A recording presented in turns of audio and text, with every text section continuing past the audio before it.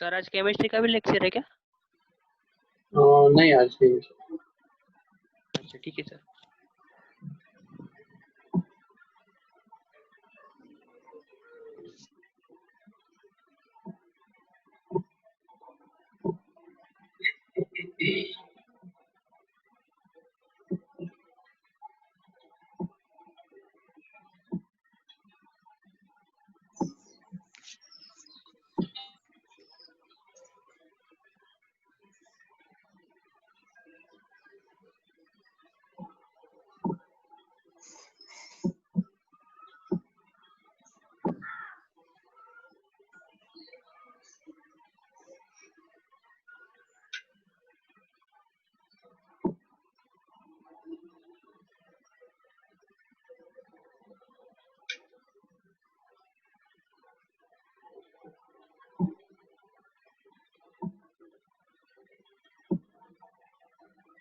Okay, so good evening, all of you.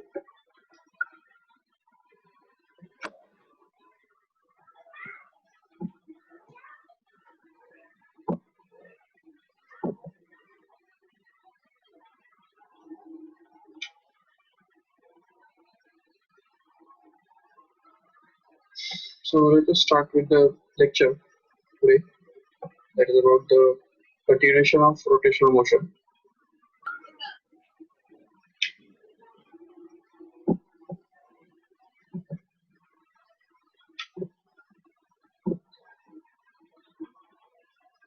तो मैं कल के लेक्चर में देखा था कि the concept of moment of inertia and finding the moment of inertia of different bodies we have seen last time.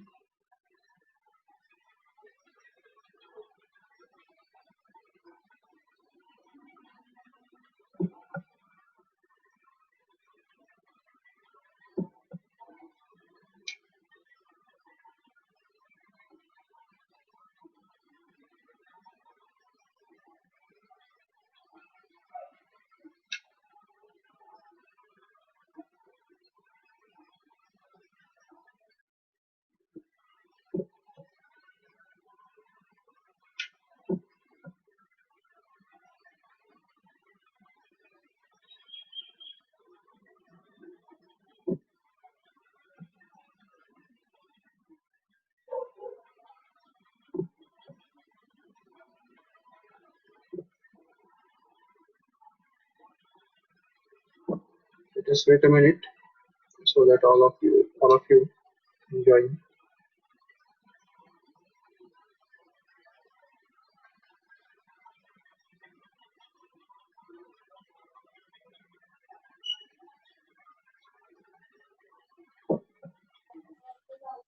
Hello.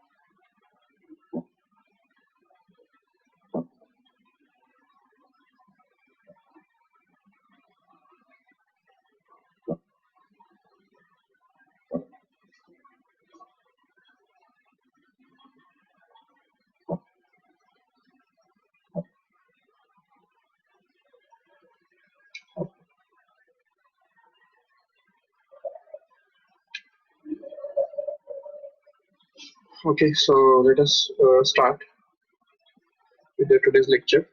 तो आज के लेक्चर में हमको एक्चुअली ये देखना है कि the concept of angular momentum and the concept of torque.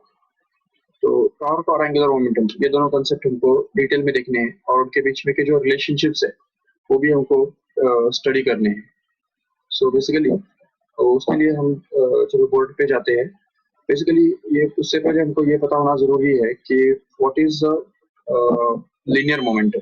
जैसा कि हम ऑलरेडी जानते हैं 11th स्टैंडर्ड में हमने ऑलरेडी पढ़ा है लीनियर मोमेंटम के बारे में. तो अगर कोई एक बार रिवाइज करे तो हमको पता है ऑलरेडी कि linear momentum is the important concept.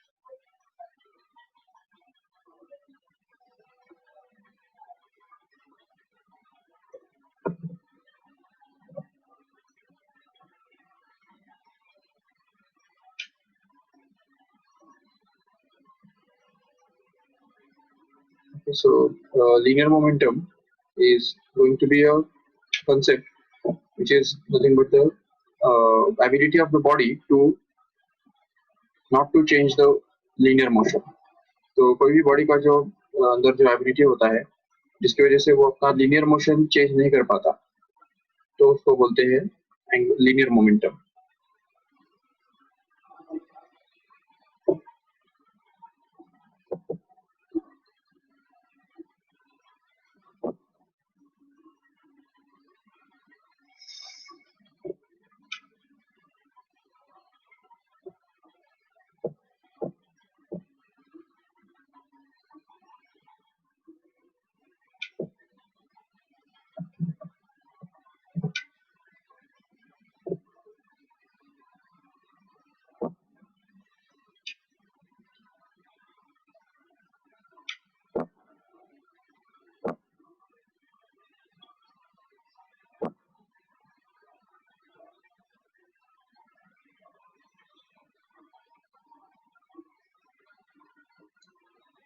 अच्छा, मैंने कल एक्चुअली एक आपको एसएमएस में एक बात और भेजी थी. फॉर द सिक्योरिटी रीजंस मैंने बताया था कि आपको अपने नाम से ज्वाइन करना है. जो आपके नाम है, ओरिजिनल जो रजिस्टर्ड नेम्स है, उससे हमको आपको ज्वाइन करना है। लेकिन मैं यहाँ पे देख पा रहा हूँ कि कोई कोई अपने मोबाइल के नाम से ज्वाइन कर रहे हैं, या कोई कोई के मोबाइल का नाम जो है वो रेडमी या न्यूक्लियर 123 या कोई का नाम कुछ भी रैंडम नाम जो है डमी नाम से ज्वाइन कर रहे हैं। तो प्लीज मैं आपको रिक्वेस्ट करता हूँ, तो जिन्होंने भी ऐसा किया है तो वो लॉग आउट करके अपने नाम के साथ ज्वाइन करिएगा। मैंने उनको मैसेज भी किया है एक्चुअली पर्सनल में, लेकिन सिक्योरिटी रीजन के लिए किया जा रहा है। भले आपके दोस्त वगैरह कोई भी रहेंगे तो भी चलेगा, लेकिन जो भी है आपका नाम जो प्रॉपर है वो डाल के आप ज्वाइन करिएगा, ठीक है। यहाँ पे मैं एक न्यूक्लियर 123 करके एक नाम देख रहा हूँ, तो वो किसका है पता नहीं। मैंने उन्होंने उनको अनम्यूट किया है, तो अगर हो सके तो उसके नाम के बदले आप अगर आपके नाम से ज्वाइन करेंगे तो बेटर होगा। Hello hello sorry.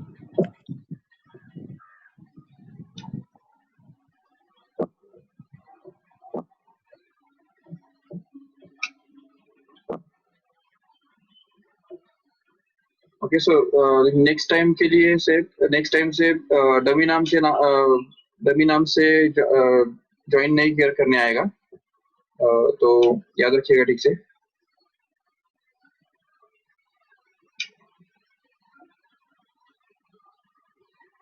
ठीक है, so let us try to understand the concept of linear momentum first. तो सबसे पहले हम ये देखेंगे what is the linear momentum. So उसमें होता क्या है ना कि कोई भी एक बॉडी जो है वो अगर उसको सपोज हम अगर एक वेलोसिटी दे देंगे इस डायरेक्शन में, तो वो भी वेलोसिटी से सपोज इस डायरेक्शन में मूव कर रहा है, तो हम देख सकते हैं मास इसका सपोज m है और v वेलोसिटी से अगर वो इस तरफ मूव कर रहा है, तो हम समझते हैं कि the ability of this body to collide on another body is called as the linear momentum. As we can say, the linear momentum is always denoted by p, and it is defined to be the product of the mass of the body and the velocity of the body as well. तो mass और velocity इन दोनों का जो product है इसको ही linear momentum कहा जाता है।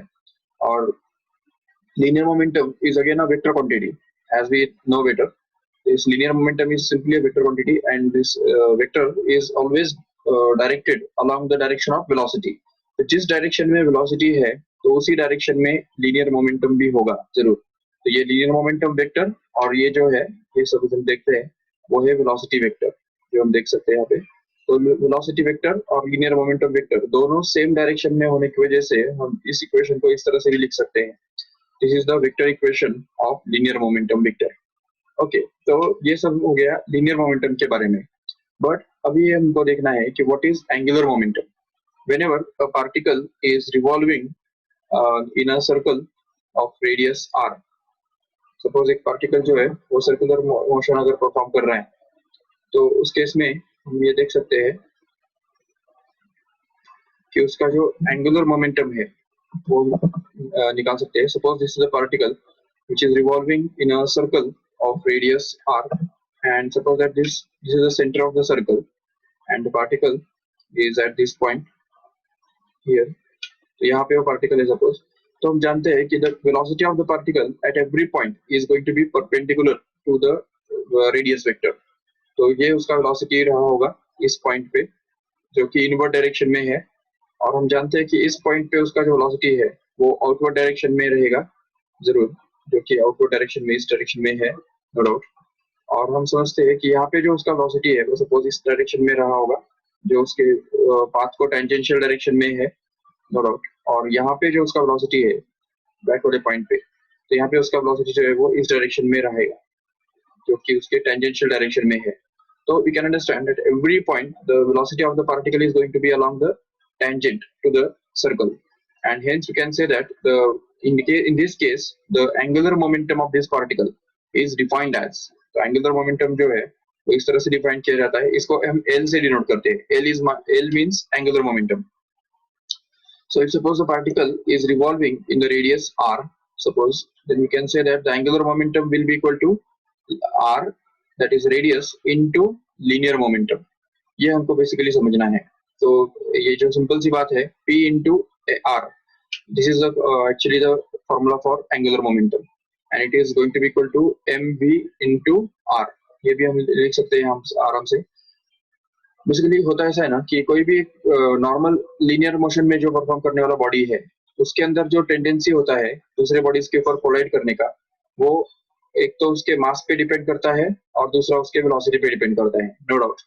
लेकिन जो बॉडी घूम रहा होता है, कोई भी बॉडी, एक इमेजिन करो बॉडी जो घूम रहा है, सर्कुलर मोशन अगर परफॉर्म कर रहा है, तो ऐसे बॉडी का जो एबिलिटी है to collide on another body, it will depend on 3 things. तो 3 चीजों के ऊपर वो डिपेंड करेगा. सबसे पहला जो है वो उसका मास, नो डाउट. जितना उसका मास ज्यादा होगा उतना उसका कोलिजन ज्यादा इम्पैक्टफुल होगा, वो हम समझ सकते हैं. दूसरा चीज जो है वो जिसके ऊपर वो डिपेंड करता है एंगुलर मोमेंटम, वो है एक्चुअली वेलोसिटी. जितना वेलोसिटी ज्यादा होगा तो वो उसके ऊपर डिपेंड करेगा. ज्यादा वेलोसिटी होने से ज्यादा मोमेंटम होगा, एंगुलर मोमेंटम भी ज्यादा होगा. लेकिन और एक बात, तीसरी बात जो इसके ऊपर एंगुलर मोमेंटम डिपेंड करता है, तो वो है रेडियस ऑफ द सर्कल. ये बहुत इंपॉर्टेंट समझने जैसी बात है कि रेडियस के ऊपर एंगुलर मोमेंटम डिपेंड करता है, जबकि लीनियर मोमेंटम जो है, linear momentum depends on 2 things, एक तो मास और दूसरा velocity, no doubt.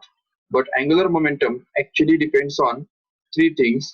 It is the mass, दूसरा वेलोसिटी और तीसरा फिर है रेडियस. तो इन 3 चीजों के ऊपर एंगुलर मोमेंटम डिपेंड करता है, और इसीलिए इन तीनों का जो प्रोडक्ट है वो ही एंगुलर मोमेंटम कहलाता है.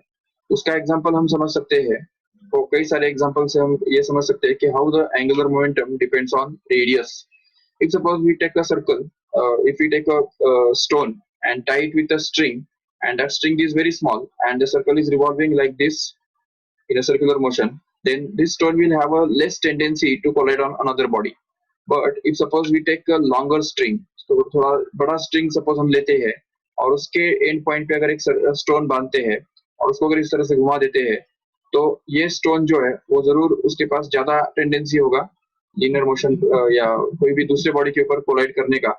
और इसीलिए हमको ये बोलना पड़ेगा कि इस बॉडी के अंदर मतलब रेडियस ज्यादा होने की वजह से, since r2 is greater than r1, its radius is more than this r1, and that's why the angular momentum of this body is going to be greater than the angular momentum of this one here. तो ये जो angular momentum का concept है वो radius पे depend करता है. ये एक्सप्लेन करने के लिए हम एक दूसरा एग्जांपल भी ले सकते हैं. जैसा कि हमको पता है क्रिकेट के अंदर हम जो देखते हैं कि क्रिकेट के अंदर अगर जो बैट होता है, तो और समझो कि बॉलर जो है बॉल डालता है और बैट जब घुमाता है बैट्समैन, तो हम देखते हैं सपोज ये बैट है,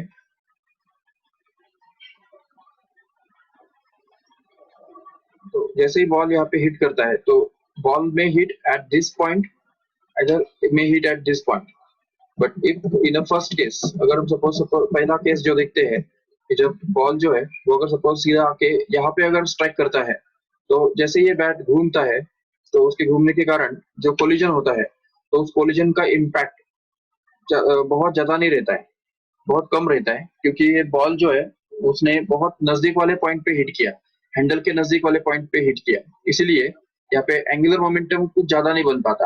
यहाँ पे एंगुलर मोमेंटम जो है वो रेडियस पे डिपेंड करता है, और रेडियस यहाँ पे जो डिस्टेंस है उसके ऊपर डिपेंड करता है, और ये डिस्टेंस बहुत कम है, इसलिए इस केस में एंगुलर मोमेंटम भी बहुत कम रहता है, और ये हम समझ सकते हैं. लेकिन अगर बॉल जो है वो इस पॉइंट पे हिट करने के बजाय अगर वो सीधा जाके इस पॉइंट पे अगर हिट करता है, बॉल सीधा आके अगर इस टिप पॉइंट पे अगर हिट करता है, तो हम जानते हैं कि बहुत दूर तक ये बॉल चला जाता है, और इसका जो कोलिजन है वो बहुत ज्यादा इम्पैक्टफुल होता है. उसका रीजन ये है कि ये पॉइंट जो है ये यहाँ से एक्चुअली बहुत ज्यादा डिस्टेंस पे है, जो कि उसका मोमेंट आर्म बनने वाला है, जो कि उसका रेडियस बनने वाला है, और रेडियस ज्यादा होने की वजह से ही एंगुलर मोमेंटम ज्यादा होता है.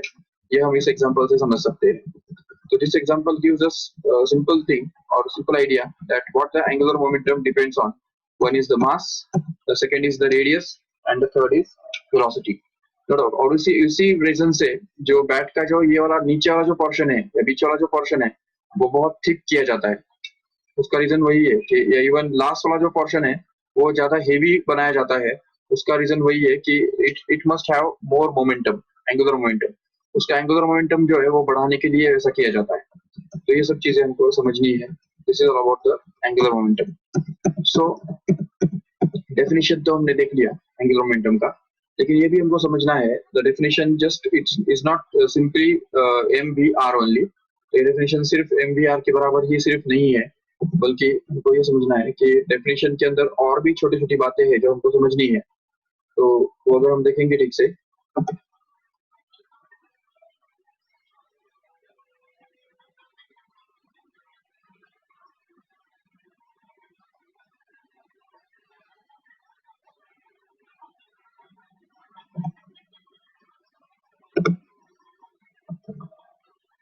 ठीक है। तो अभी हम ये देखेंगे कि सपोज एक पार्टिकल का एंगुलर मोमेंटम कैसे निकालने का, अगर वो सर्कुलर मोशन परफॉर्म कर रहा है तो हमने ये देख लिया, ठीक है। लेकिन अगर ये पार्टिकल अगर सर्कुलर मोशन परफॉर्म नहीं कर रहा है तो उस केस में एंगुलर मोमेंटम कैसे निकालेंगे। Suppose we have this situation in which the fixed point is like this point here, at this point here, and suppose the another particle, एक बॉल जो है वो सपोज यहाँ से इस तरफ जा रहा है, ये सपोज बॉल है यहाँ पे जो कि इस डायरेक्शन में जाने वाला है, ऊपर के डायरेक्शन में जा रहा है, या चलो अगर इस तरफ अगर वो जा रहा है तो हम समझ सकते हैं कि इसका एंगुलर मोमेंटम अगर हमको निकालना है, m is the mass of the particle and suppose v is the velocity of the particle and suppose r is going to be the perpendicular distance of that point from the fixed point। ये जो है fix point कहलाता है, इसको हम o से नाम दे देंगे, o से डिनोट करेंगे। तो इस केस में हम एंगुलर मोमेंटम इसका डिफाइन कर सकते हैं l is equal to mv into r, no doubt. लेकिन कभी कभी जो है ना, कभी कभी क्या होता है कि ये जो पार्टिकल है वो एग्जैक्टली उसी डायरेक्शन में नहीं जा रहा होता है जिस डायरेक्शन में ये, मतलब जिसको परपेंडिकुलर रेडियस को परपेंडिकुलर डायरेक्शन में ही जाना चाहिए ऐसा जरूरी नहीं है।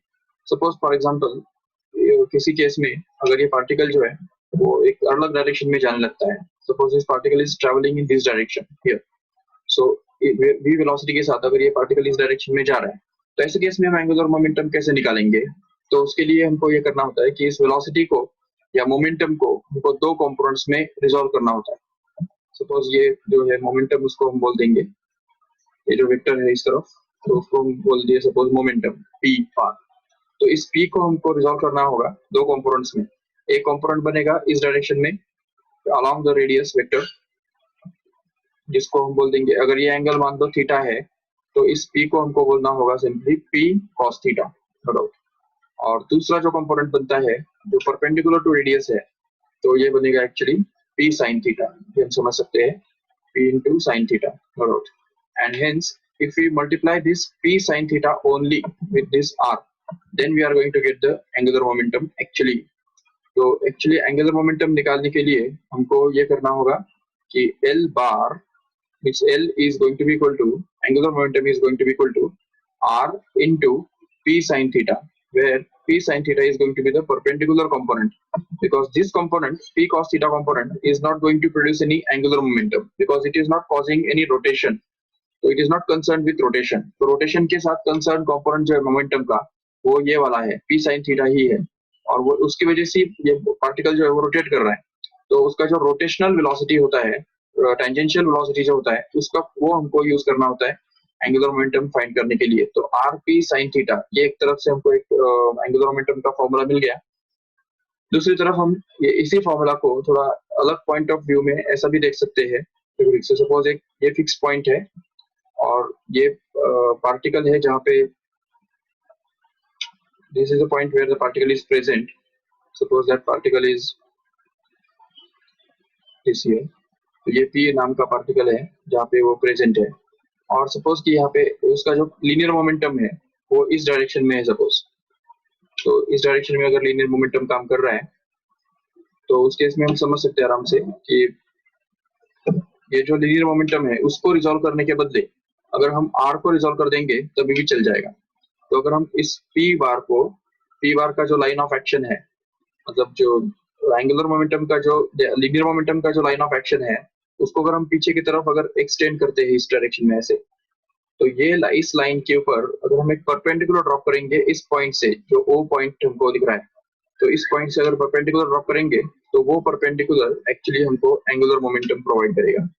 तो ये मोमेंट आर्म प्रोवाइड करेगा, and this moment arm can be found out. ये जो मोमेंट आर्म हमको दिख रहा है उसको हमको मल्टीप्लाई करना है इस p बार के साथ। तो p bar has to be multiplied with this arm, which is, अभी अगर सपोज ये एंगल अगर हमने ऑलरेडी थीटा मान के रखा था तो उसकी वजह से ये एंगल भी ऑटोमेटिकली थीटा बन जाएगा, और उसकी वजह से ये एंगल थीटा होने से इस आर का means R is hypotenuse, and in this triangle this theta theta का जो ऑपोजिट साइड है तो उसको हम बोल सकते हैं आराम से R sine theta, and hence we can say that this length will be actually r into sin theta, and this r sin theta has to be multiplied with this p so as to get the angular momentum. तो angular momentum निकालने के लिए हमको जरूर ये करना होगा, तो L is going to be actually equal to r sin theta into p, ये हमको करना होगा। तो ये जो r sin theta into p है ये बनता है एक्चुअली एंगुलर मोमेंटम, और दोनों तरफ से हमको वही फॉर्मूला मिल रहा है एक्चुअली। तो L can be written to be equal to R into P into sin theta from both of the conclusions। दोनों तरफ से हमको वही एक फॉर्मूला मिल रहा है, जिसको हम वेक्टर फॉर्म में भी लिख सकते हैं आराम से, that is L bar is actually equal to R bar cross P bar। और ये भी हमको समझना है अच्छी तरह से कि whenever the body is revolving like this, अगर इस डायरेक्शन में अगर बॉडी रिवॉल्व हो रहा है तो हमको हमारे राइट हैंड के फिंगर्स यूज करना है। So we have to use the right hand rule and we have to turn our fingers from R bar to P bar। तो R bar से P bar की तरफ जब हम fingers turn करेंगे तो हमको एक outward direction मिल जाएगा। ये outward direction जो है that is going to be the direction of angular momentum। As we can see, if we consider the direction of angular momentum in this case here, तो ये जो particle यहाँ पे घूम रहा है उसका अगर हमको angular momentum निकालना है तो उसके लिए हम समझ सकते हैं, since the particle is revolving in this direction that is called as anti-clockwise direction, so we can say that the angular momentum is directed at right angles to the plane of circle in this way। तो इस circle के plane को ही वो angular momentum perpendicular होता है और वो इस डायरेक्शन में राइट हैंड रूल से उसका डायरेक्शन निकाला जाता है, ये हमको अच्छी तरह समझना है। तो this is the concept of angular momentum, and this is the formula, full and final formula for angular momentum, which is L bar is equal to R bar cross P bar। तो यहाँ पे ये cross product है, vectors का cross product हमको यहाँ पे use करना है। R bar मतलब उसका पोजीशन वेक्टर हो सकता है और P bar मतलब उसका मोमेंटम लीनियर मोमेंटम वेक्टर हो सकता है, और इसीलिए इसका जो यूनिट है, यूनिट हम निकाल सकते हैं आराम से SI यूनिट। तो SI यूनिट उसका हम लिख सकते हैं आराम से MVR उसका फॉर्मूला है। तो M का यूनिट है किलोग्राम, V का यूनिट है मीटर पर सेकेंड, और फिर से R का यूनिट है मीटर। तो किलोग्राम मीटर पर second into meter, finally it can be written as simply kilogram meter square per second। So this is going to be the angular momentum, remember correctly। So this is the SI unit of angular momentum, we can see। CGS unit of angular momentum can be easily found out in the same way, simply it will be gram centimeter square per second। This is going to be the CGS unit of angular momentum, and at the same time dimensions can also be found out। तो dimensions भी हम निकाल सकते हैं आराम से, क्योंकि उसके अंदर मास जो है वो एक बार आया तो इसलिए m raised to 1 आएगा यहाँ पे, और लेंथ जो है वो 2 बार आया इसलिए L2 आएगा, और टाइम जो है वो एक बार नीचे आया तो इसलिए t raised to -1 आ जाएगा। So these are going to be the dimensions of this angular momentum। So angular momentum का जो dimensions है और डायरेक्शन तो हमको पता है already, it is given by right hand rule, and if the particle is rotating in the clockwise direction then it will be directed upwards, but if the particle is rotating in the clockwise direction then it will be directed downwards, remember. तो anti clockwise अगर direction में वो घूम रहा है तो उस case में एंगुलर मोमेंटम जो है वो अपवर्ड्स रहेगा, ऊपर तरफ रहेगा, और अगर वो क्लॉकवाइज में डायरेक्शन में घूम रहा है तो उस केस में एंगुलर मोमेंटम डाउनवर्ड्स रहेगा। So in short, in both of the cases, the angular momentum is always going to be perpendicular to the plane of circle, no doubt। So, but अभी इसमें हमको ये समझना है कि if suppose there is a body which is rotating, suppose एक body हमारे पास है, कोई भी शेप का एक irregular rigid body है, और वो अगर O point में से पास होने वाले एक्सिस के अबाउट अगर रोटेट होता है, and suppose this body consists of number of particles which are having the masses m1, which is at a distance r1, again this second particle which is of mass m2 suppose, which is of distance r2, and this third particle is there which is of mass m3, which is having at a distance rotating at a distance r3, and so on like that। so अगर ये पूरा body जो है वो अगर इस direction में अगर रोटेट होता है, तो इस तरह से अगर ये पूरा बॉडी अगर रोटेट हो रहा है इस डायरेक्शन में, with a common angular velocity omega, suppose. So we can say that the angular velocity is same for all the particles, but as we can see, the linear velocity will be different for different particles. So for example, the first particle will have its linear velocity which is tangential to the path of this circle, which is going to be v1, you can say. The second particle will have its linear velocity directed like this, and the third particle will be having the linear velocity directed in this way, and so on like that. तो अलग अलग particles का linear velocity अलग अलग direction में हो सकता है. तो अभी हमको इस बॉडी का, पूरे बॉडी का एंगुलर मोमेंटम निकालना है. तो उसके लिए हमको हर एक पार्टिकल का एंगुलर मोमेंटम निकालना पड़ेगा और उसका सम करना पड़ेगा. So we have to find out the sum of angular momentum of all the particles and get the angular momentum of the whole body as a whole. इसलिए सबसे पहले हम अगर फर्स्ट पार्टिकल के बारे में अगर बात करते हैं, if we focus on the one particle at a time, तो फर्स्ट पार्टिकल के बारे में बात करते हैं तो उसका एंगुलर मोमेंटम जो है L1 कितना रहेगा, हम समझ सकते हैं R1 into P1 इतना रहेगा जरूर, where R1 is going to be the linear उसका रेडियस, फर्स्ट पार्टिकल का रेडियस, और P1 is going to be the momentum, first particle का मोमेंटम, जो कि हमको पता है ऑलरेडी कि किसी भी पार्टिकल का जो मोमेंटम है वो हमेशा उसका मास और वेलोसिटी के प्रोडक्ट के बराबर होता है. तो इसलिए फर्स्ट पार्टिकल का जो मोमेंटम है वो फर्स्ट पार्टिकल का मास दैट इज m1 और उसका वेलोसिटी दैट इज v1 के बराबर होगा, प्रोडक्ट के बराबर होगा. इससे हमको L1 का जो वैल्यू है वो हमको मिल जाएगा R1 into m1 into v1. But again we have that the linear velocity of the particle v is always equal to r omega. तो v equal to r omega अगर हम यूज करेंगे यहाँ पे तो हमको ये मिल जाएगा v1 is equal to r1 into omega, because omega is constant for all the particles, and that's why we can put it here and get this angular momentum of the first particle to be equal to r1 into m1 into v1 के बदले आ जाएगा r1 omega. And now if we solve this further, then we can get this angular momentum of the first particle to be simply equal to m1 into r1 square omega. So this is going to be the angular momentum of the first particle. In the same way we can get the angular momentum of the second particle, you can say. तो second particle के लिए हम समझ सकते हैं सिर्फ हमको variables change करने होंगे, सिर्फ 1 के बदले 2 डालना होगा, तो इससे हमको सेकेंड पार्टिकल का एंगुलर मोमेंटम कंप्लीट मिल जाएगा. No doubt we can repeat all these arguments again, but just we have the formula, ready-made formula for first particle. We can just generalize it for second particle, that is m2 into r2 square into omega, no doubt. So this is going to be the angular momentum of second particle. And then third particle also, you can find out the angular momentum of that third particle to be m3 r3 square into omega, and so on up to, we can continue up to the last particle, that is the ln, that is mn into rn square into omega. So if we use this formula and use this formula for finding the angular momentum of the whole body, तो पूरे body का जो angular momentum है L is going to be the sum of L1 plus L2 plus L3 plus that is up to Ln as a last. तो इन सारे particles के angular momentum का addition माना पूरे बॉडी का एंगुलर मोमेंटम होगा as a whole. तो अगर हम ये ऐड करेंगे तो हमको L1 का जो वैल्यू है वो मिल जाएगा आराम से, which is going to be m1 r1 square omega, no doubt, plus the second particle का जो एंगुलर मोमेंटम है वो हमको मिल जाएगा आराम से, which is we already proved it in the above, that m2 into r2 square into omega. Again the third particle will have its angular momentum to be equal to simply, so here it is m3 r3 square into omega, and so on up to last one.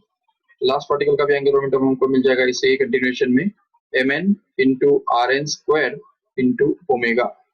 So these are the angular momentum of all particles combined together. But we can see that we can take this omega common from all the brackets inside. So ये सभी terms में से हम omega common ले सकते हैं, तो इसको हम लिखते हैं m1 r1 square plus m2 r2 square plus m3 r3 square and so on up to last up to mn rn square and bracket complete and omega. So that we can say this can be compactly written as, तो इसको अगर हम compact form में अगर लिखना चाहते हैं तो उसको लिखेंगे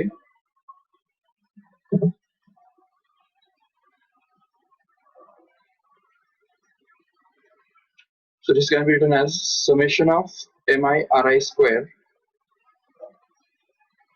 in the bracket and into omega outside. But as we know that this summation of mi ri square माना ही क्या होता है, मोमेंट ऑफ इनर्शिया होता है, जिसको हम आई से डिनोट करते हैं. तो वो अगर हम यहाँ पे डाल देंगे तो हमको एक इंपॉर्टेंट इक्वेशन मिल जाएगा, L is equal to I omega. So this is going to be the formula for finding the angular momentum, where angular momentum is equal to the moment of inertia times angular velocity. तो इसको हम या तो ऐसे form में express कर सकते हैं कि इन terms of period in this way, तो I into 2π/t ऐसा भी एक्सप्रेस कर सकते हैं इसको, क्योंकि पीरियड अगर दिया है तो ये हमको यूज करना पड़ेगा फॉर्मूला. और अगर उसको हम दूसरे फॉर्म में ऐसा भी एक्सप्रेस कर सकते हैं, simply L is going to be equal to I, that is moment of inertia, into 2πn, where n is going to be the frequency. तो इस तरह से फ्रीक्वेंसी और पीरियड दोनों के फॉर्म में हम एंगुलर मोमेंटम को एक्सप्रेस कर सकते हैं ठीक से. तो ये हमको अच्छी तरह समझना है. This is the concept of angular momentum. And if you want to write this in terms of the vector form, तो अगर इसको हमको वेक्टर फॉर्म में लिखना है तो L bar, L is the vector, so but I is not, and that's why omega is again a vector. So we can say that omega और I का जो L का जो डायरेक्शन है वो सेम ही होगा. If suppose there is a particle which is revolving like this in a circular motion, then its angular velocity we already seen it to be perpendicular to the plane of circle, and hence angular momentum also. So angular momentum vector is also going to be the perpendicular to the plane of circle and given by right hand rule like this. So this is the concept of angular momentum. The angular momentum is directed at right angles to the plane of circle. तो ये हमने formula जो derive किया, तो वो भी आपको 3 mark के लिए पूछा जा सकता है एग्जाम के अंदर, जिसमें हमको ये देखना है कि एक बॉडी हमने कंसिडर किया पहले, उसका फर्स्ट पार्टिकल का जो एंगुलर मोमेंटम है वो हमने निकाला पहले, उसके बाद सेकंड पार्टिकल का एंगुलर मोमेंटम निकाला और उसको जनरलाइज किया, और उसके बाद सभी का एंगुलर मोमेंटम जो है वो ऐड किया, तब जाके हमको सभी का टोटल बॉडी का जो एंगुलर मोमेंटम है वो मिल गया, and it happens to be equal to I into omega. ये हमने देखा अभी. तो this is there in your text book.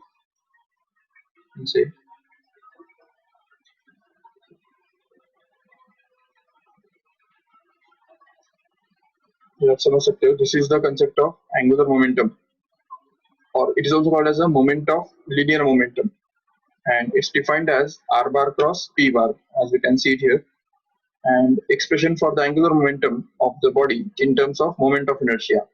तो कोई भी रिजिड बॉडी का जो moment of inertia angular momentum है वो निकालने के लिए हमको ये पूरा सीक्वेंस करना पड़ेगा, and this is going to be the derivation which results into I omega. L is equal to I omega, which is going to be the formula for angular momentum here in this case. And now we have to see the concept of torque. तो what is torque, वो भी हमने already 11th standard में देखा ही है. सो वो भी एक बार हम रिवाइज करेंगे, और उसके बाद फिर कंसेप्ट ऑफ टॉर्क, मतलब फॉर्मूला फॉर टॉर्क हम डिराइव करेंगे for rigid body in terms of its moment of inertia. तो टॉर्क का भी एक्सप्रेशन हमको डिराइव करना है in terms of moment of inertia, which happens to be actually torque is equal to I alpha. This torque is equal to I alpha is going to be the important formula for finding the torque in case of rotational motion. ये rotational motion के अंदर जो torque और angular momentum, ये दोनों जो concepts है वो बिल्कुल सेम वैसे ही है जैसे हमारे पास लीनियर मोशन में फोर्स और लीनियर मोमेंटम के कंसेप्ट्स है. ठीक है, तो अभी मुझे लगता है एक मिनट के लिए हमको डिस्कनेक्ट करके फिर से कनेक्ट करना पड़ेगा. तो just I will disconnect this meeting class and just reconnect with in a minute. 1 minute के बाद फिर से कनेक्ट कर लीजिएगा. Thank you all of you.